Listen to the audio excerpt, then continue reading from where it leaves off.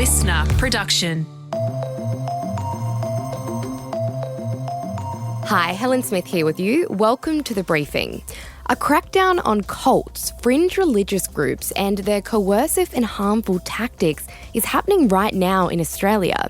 Hearing devastating stories from former members who've broken free from their grasp. So why has an inquiry into cults gotten some mainstream religious groups worried? If those mainstream groups want to stand by and support practices like enforced shunning or kicking out children who are gay, girls not being encouraged to pursue education and just wait to be chosen for marriage, then if you want to claim it, stand by that. Or if not, call out those behaviours. That's coming up in the second half of this episode. First though, let's get into the headlines with Dan Mullins. It's Monday, the 25th of August. Hey Helen, and to you listening, thousands of Australians have protested across the country against the war on Gaza over the weekend. Every capital city, bar Darwin, saw tens of thousands of people take the streets in support for the Palestinian cause, just days after famine was declared in Gaza for the first time by UN-backed experts. The march in Brisbane was called historic by the Palestine Action Group, who say an estimated 50,000 marched in Brisbane, with Queensland Police putting the figure at 10,000. Figures for most marches were at odds between organisers and police. However, the protests were set to be the largest pro-Palestine demonstrations in Australian history, with groups from around 40 cities and towns taking part. It comes as strikes intensify on the northern outskirts of Gaza City by Israeli aircraft and tanks, as Israeli leaders vow to press on with an expanded large-scale military offensive to seize control of Gaza City. Around half of Gaza's roughly 2 million people currently live in Gaza City, with families telling international media no place is safe. As the UN Relief and Works Agency for Palestine Refugees chief says, the region is hell in all shapes. Erin Patterson is back in court today. The so-called mushroom murderer is expected to face some of her murder victims' loved ones in a pre-sentencing hearing in Melbourne. She was found guilty of triple murder on July 7. The 50-year-old was convicted of murdering Don and Gail Patterson, the parents of her estranged husband Simon, and his aunt, Heather Wilkinson. She was also found guilty of attempting to murder Heather's husband, Ian. Patterson served them a beef Wellington lunch laced with lethal death cap mushrooms back in July 2023. The prosecution and defence teams will present arguments today about mitigating or aggravated circumstances that would impact any potential sentence. Victim impact statements will be delivered by or on behalf of those most affected by her killings. Today's hearing will be held in Melbourne, not in the regional Victorian town of Morwell, where the 11-week trial took place, because the regional court is closed for maintenance. It could take weeks or even months for Judge Christopher Beale to hand down Patterson's sentence. Authorities in Queensland have suggested using influencers over politicians when it comes to communicating with people during natural disasters. It comes as a recent study found that there was a critical need to improve messaging around emergency situations and modernise crisis communications in order to combat misinformation on social media. Dr. Susan Grantham from The Review says that when political figures send out disaster briefings, they often become cluttered with political messaging, detracting from the delivery of critical safety information, adding that excessive political involvement during a time of crisis can actually do more harm than good and erode trust, which is where TikTok and influencers come into the picture. The study looked at messaging during Tropical Cyclone Jasper in 2023 and Tropical Cyclone Kirrily in 2024 and found that there was no government content on TikTok during both disasters, and because of this, it allowed user-generated content to dominate. In most cases, the content was misguided information that prompted risky behaviours that put the public's safety at risk, highlighting the need for an integrated crisis communication strategy to reach younger demographics. And if government agencies established a strong presence on social media platforms like TikTok, they would be able to better guide the narrative and could amplify official messages by having formal partnerships with trusted influencers. US President Donald Trump has floated the idea of deploying the National Guard to Chicago. He's already deployed troops in Los Angeles and Washington, D.C. as part of what he calls a broader crime and immigration crackdown, despite crime in D.C. being at a 30-year low. Chicago's a mess. You have an incompetent mayor, grossly incompetent, and we'll straighten that one out probably next. That'll be our next one after this. However, local and state leaders and prominent Democrats have condemned the proposal as politically motivated, legally unfounded, and a misuse of military power in domestic cities. Illinois Governor J.B. Pritzker and Chicago Mayor Brandon Johnson have strongly opposed the move, stating there's no legal grounds or emergency to justify it. Here's Brandon Johnson responding to Trump's threat to send in troops to round up criminals. What the president is claiming that he wants troops to do, they don't even have the authority to do it. They have no arresting powers. City officials say crime in Chicago is actually down 13%.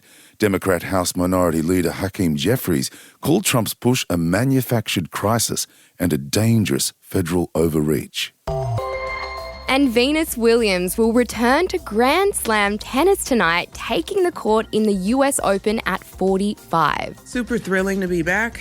It does not get old. It just gets more exciting, and I'm looking forward to Monday night. It will be 2 years since her last Grand Slam, and she'll be the oldest player to compete in the tournament in 44 years. She made her debut at Flushing Meadows as a 17-year-old in 1997. Williams is currently rated 610th in the world. She's the winner of 7 Grand Slam singles titles, 5 Wimbledon titles and 2 US Opens, and 14 doubles titles with sister Serena, not to mention 4 Olympic gold medals. Williams plays 11th seed Czech Karolina Muchova early tomorrow, our time. I'm going to watch. Yeah, I mean, this is incredible. I think the Williams sisters, when it comes to tennis, their journeys are amazing. They're amazing. But 45 years old, wow, I couldn't even do it now. No, that's crazy. It's insane. It's incredible to watch. So I'll be watching with you, Dan. But that does bring our headlines to a close for today. Coming up is Tara's deep dive into an inquiry into cults here in Australia with an investigative reporter who's spoken to people from the inside. Have a listen to that coming up next.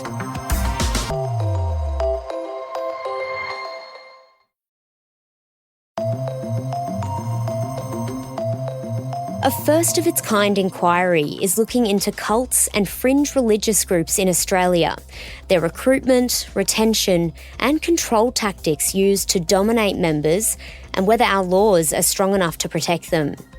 Last month, public hearings heard from former members of hardline Pentecostal church, the Geelong Revival Centre, Ryan and Catherine Carey, about their experience and claims of coercive control, as well as the lack of support available for those who escape a cult's clutch. From the minute I was born, I might have lived in the state of Victoria, but I was controlled by the cult and the cult leader. The coercive control that they perpetrate towards people has lasting damage for years and years and years, and that is what we're here to try and stop. The impacts of cults and fringe groups are felt right across the country, with the government already receiving a huge number of submissions from people wanting to share their stories. But it's also had critics. Corners of more mainstream religions are worried that they could be caught in the crosshairs. Here to help us unpack this topic today is investigative journalist Richard Baker, who spoke at the inquiry following his investigation into the Geelong Revival Centre. And before we get into this discussion, I want to stress that Richard's comments only relate to his investigation of the centre while it was under the leadership of now deceased pastor Noel Hollands. Rich, welcome back to the briefing. First and foremost, what prompted this inquiry? Well, late last year, I took some of the survivors with the Geelong Revival Centre to meet their local MP in Victoria, their Geelong MP, Chris Cousins, so she could hear about what was going on in her own patch and what had been going on sort of behind closed doors for a long time. They made a really profound impact on her, and early in 2025, Chris got in touch and said, the Attorney General, Sonia Kilkenny, wants to meet you and the guys that you took to see me. And we had a meeting up at Parliament House in Melbourne, And the Attorney General was really moved, particularly by the stories about families being disconnected or severed through the demands of the leader of the Revival Centre. And so much so that, I saw a tear sort of streak down her face. And when I saw that, I thought, I think something's going to happen here. And that was sort of the genesis then of the government using its majority to push through this inquiry. Yeah, and then fast forward to only last month, I believe there was the public hearings that were going on. Now, this inquiry, it's not so much focusing on the beliefs of cult or fringe groups and other religions. Rather, it comes down to the behaviours that might dominate members. Are you able to give any insight into what kinds of examples of that was heard at the public hearings? It's a nuanced thing, isn't it? Like having to make that distinction. And I think it's really good that they've put it in black and white. It is very much about putting a spotlight on the behaviours. So these groups are very hierarchical, very patriarchal, top down. So some of the examples, I guess, of damaging behaviour are things like the expectation that when someone leaves or is kicked out of what they call fellowship for various misdemeanours, there's an expectation that their family and their friends inside the group will shun them. And so, for example, I've heard countless stories from Geelong, but also around Australia from these type of groups where, say, you're a parent and you've got a 22-year-old who decides they just don't want to go there anymore or they want to move away and go to university, and the cult leader kicks them out and says, well, you're not welcome, you're out, you can't talk to your child anymore, otherwise you are going to be put out. And when you believe that the end of the world's coming and if you're not in this church or this group that you are unsaved and going to hell, it's a really powerful weapon or leash to put around somebody. That's just one example, but for me, that's the one that keeps hitting home. And the trauma, we can all relate to that, of being forcibly separated from your loved ones by somebody else is just, it's just horrific. Yeah, that is horrific. And the list of issues that have been brought up by the inquiry, like it goes from everything from love bombing, brainwashing, guilt tripping, gaslighting, through to claims of divine authority, religious language to justify abuse, forced marriages, child abuse and neglect. There's obviously a wide range of issues that they're looking into. Now, you mentioned that you actually gave evidence at the inquiry yourself, given your work relating to the Geelong Revival Centre, which you actually did a whole series about, Secrets We Keep, Pray Harder. What did you tell the inquiry? I told the inquiry about the extent of allegations and things that I heard, and obviously the shunning and forced separation was a big factor in that, but also allegations and I believe proven cases of cover-ups of child sexual abuse and other types of abuse going back quite a long time, because in that revival centre, the head pastor is referred to as the apostle, and so he's the ultimate authority on pretty much everything. And so members go to him for guidance, judgment on things that the rest of us would, go to authorities about. Also, the other thing that was really profound for me in talking to people who grew up and were raised in that place was the pressure on girls and women and the expectation that they are to be what's called a help to their husband. It was very Handmaid's Tale. Your purpose is to marry early, preferably, and bear children and stay at home and raise those kids and basically do what your husband says. He's the boss. So it's quite limiting in life and, quite repressive in terms of even sexual education and experiences for teenagers. But then, when women hit 18 and that, they're on the market for a man in that church network, he will contact her father and the pastor and say, I want to put a bid in to have, a relationship with your daughter. And that's how it starts. So for me, that was astonishing to hear that in 2025, that's happening in suburban Australia. Yeah, wow. And since the inquiry began, there has been concerns raised from various religious corners about whether it might unfairly target mainstream religion as well. And there's been some arguments made by some Christian lobbies and other Pentecostal churches that some of the supposed manipulative tactics outlined by the inquiry, they say are broad, and they're worried that it might encompass some, what they say are pretty standard practices used by most world religions. What do you say to that? I think they're sort of jumping at shadows a bit there. I actually think it's a really good opportunity for the mainstream religions to call out what is acceptable group sort of practices and things that, you know, members are expected to do to belong and have a healthy community in there, and then the things that are beyond the pale, you know. And so if those mainstream groups want to stand by and support practices like enforced shunning or kicking out children who are gay, girls not being encouraged to pursue education and just wait to be chosen for marriage, then if you want to claim it, you know, stand by that. Or if not, call out those behaviours, because that's really what this inquiry is looking at. It's not looking at mainstream stuff that, you know, common sense says that's totally fine. I think the average person would know that those things I've just referred to there, for 99.9% of Australians, are just out of line and out of step with a modern and fair Australia. Separately, similar issue though, there was a staffer of a state Liberal MP, Renee Heathby, who had actually called on others to try and make submissions to this inquiry. And in an email, they specifically mentioned the Geelong Revival Centre, where they said that it was strict but not coercive. Given your knowledge of the centre, how does that sit? Totally wrong. Totally wrong description.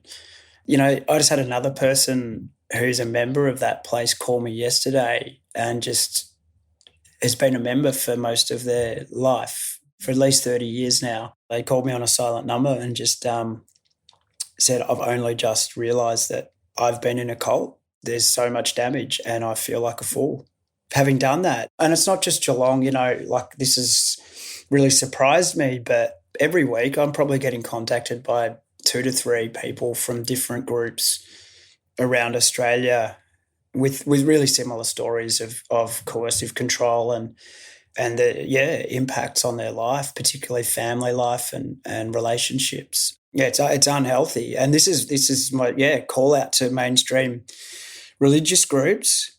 Don't look at this as an attack on what you're doing. Look at the behaviour that's been reported here and make a call on whether or not you think that that's an example of what a healthy religious community is or not. And, you know, you got real sway in this debate here. And it's great that they're engaged, but make a stand, you know, call out stuff. If that's not what you stand for, don't say nothing, say something. Yeah, absolutely. And hopefully the inquiry will bring a lot more of those issues to light. What are your hopes to come from this inquiry, Rich, when the report comes back in September 2026? I would love to see an expansion of the criminal side of coercive control. We have that in most Australian states. In territories now in a domestic relationship setting. And a lot of the behaviours or definitions can kind of be transposed across to group settings. So there's sort of a template already there. There is a sort of hidden toll or hidden amount of people who are affected through religious trauma. And I don't know whether or not we have adequate support and, you know, counselling sort of services to help people transitioning out. Like if you've believed fervently for, 20, 30 years that this is the way to live your life and suddenly you don't believe that anymore, but you're without your support networks, your family and friends are all in that place and you're on the outside, it'd be great to have some greater investment in qualified people who can help unpack, I guess, that for those people and be a support as they sort of reintegrate with the mainstream community. Yeah, certainly a gap there in the support service area. Rich, really appreciate your time today. Thanks for joining me again on the briefing. Thanks, Tara.